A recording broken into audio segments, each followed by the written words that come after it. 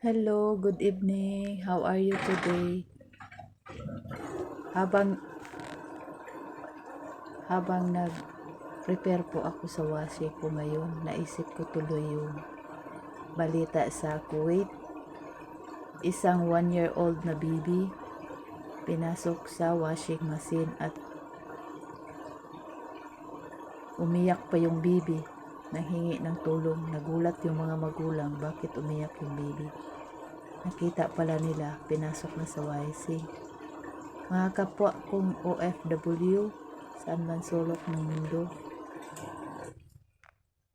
keep praying po tayo lalo na sa lugar na pinuntahan natin kasi hindi lang po kayo ang mapapahamak. Lahat ng mga kapwa nga OFW madadamay. Please po magdasal po tayong lahat. Kasi hindi biro. Siguro depresyon. Kasi walang matino na ang baby ipasok sa washing. Wala talagang matino nga makapagawa sa ganyan. Kaya please mag prayer po tayo palagi sa umaga, sa gabi, sa tanghali. Kahit nagtrabaho po tayo, makinig po tayo ng mga salmo sa YouTube. Mayroon sa YouTube na salmo pang prevent sa mga bad energy. Okay? Kagaya ng ganito, habang nagwawasing po ako, magdadasal po ako niyan, or habang nagluluto po ako, mayroon akong screenshot sa cellphone. Mayroon akong screenshot sa cellphone para makapagdasal. Habang nagdala po ako ng aso sa labas. Habang naglalakad po ako, mayroon po akong prayer sa cellphone. Or before ako matulog. Guys, huwag natin po kalimutan na magdasal palagi. Kasi alam nyo, ang problema natin dito sa ibang bansa, tayo lang ang makasolusyon yan. Alam nyo kung bakit? Kasi sa Pilipinas,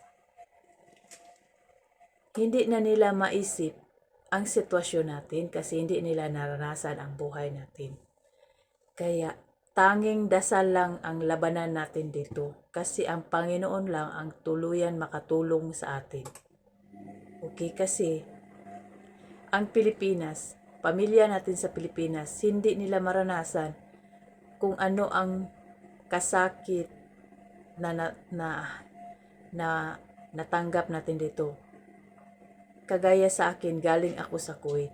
Na-depress din ako dyan kasi to be short story, hindi ako pinalad sa Kuwait. Na-depress ako dyan, muntik din ako namatay dyan. Kaya sa awa ng Panginoon, sa awa ng tulong ng pamilya ko, nagdasal sila, naging milagro, at yun, nakauwi ako sa Pilipinas. Kaya payo ko sa mga kapwa kong OFW,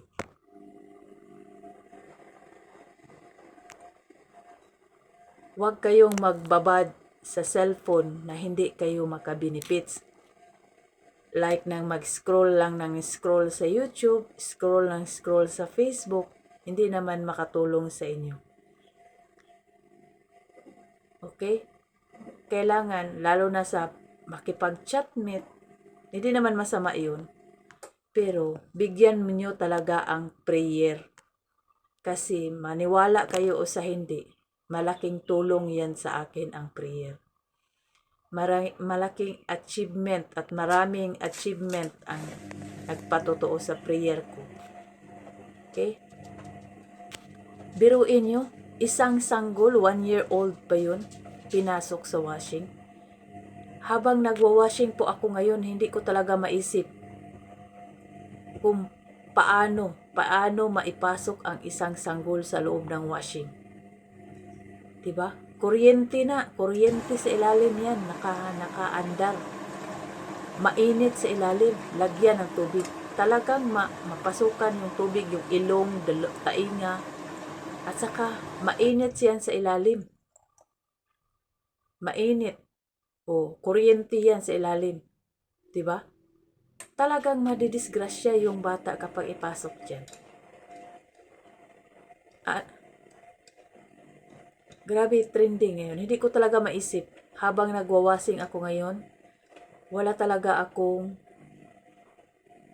idea. Siguro tamang-tama ang mga comment nila na depression. Sa mga first-timer dyan sa Pilipinas, kapag magbalak kayo mag-abroad, mag-apply pa lang kayo or magbalak pa lang kayo mag-abroad, magdasal kayo, magdasal, taimtim ninyong ipanalangin. Kung ano man ang paniniwala niyo, depende sa inyo kung anong paniniwala. Kasi ang pagdasal, hindi yan sa relihiyon. Ang pagdasal galing lang sa puso at sa Panginoon. Wala yan sa relihiyon. Kasi kahit Muslim ka pa, kahit Christian ka pa, sa paniniwala nyo, kayo rin ang nakakaalam kung ano ang paniniwala nyo. Wala iyang pinipili sa pagdarasal. Okay? Pero sa akin kasi, Christian po ako, Catholic po ako, kaya ang dinadasal ko, minsan mag-rosary, minsan mag-prayer ng salmo, minsan mayroong salmo na prayer prevention for negative energy. Kapag may free time po ako, mag-prayer po ako ng rosary. 30 minutes yun ang rosary. Kapag rest day ko, pupunta ako sa simbahan. Yun ang ginagawa ko. Pag mayroong holiday, punta ako sa simbahan. Para nang sa ganon, sa mga kasalanan natin, mapatawad tayo. Okay? Habang ito po ako sa inyo, mag-prepare po ako magplansa ako ngayon. Kasi alam nyo, kahit walang amo dito, magtrabaho tayo ng maayos. Kasi walang tao, walang amo, walang kamera. Pero ang Panginoon nakatingin sa atin kung paano natin siniservisyuhan ang amo natin. Okay? Walang kamera, totoo, walang kamera dito, walang amo. Pero ang ginawa ko, nagtrabaho ako, nilinis ko ng maayos saan na sulok-sulok ng bahay kasi tumatanggap tayo ng sahod. Kaya kahit walang amo, pagsikapan natin mabuti ang trabaho natin kasi bigay ng Panginoon natin ang trabaho. Kasi minsan kasi yung iba sobrang kampante. Kapag walang amo, hindi magtatrabaho kasi walang amo. Hindi yan pwede. May karma yan. May karma yung darating na yan. Kaya payo ko sa lahat ko mga kapwa ko OFW. Ano man ang nangyari sa Pilipinas, may kanya-kanya tayong reason. Okay? Relatives mo man, kaibigan mo yaman, o mga kakilala mo, ang iintindihin mo yung sarili mo.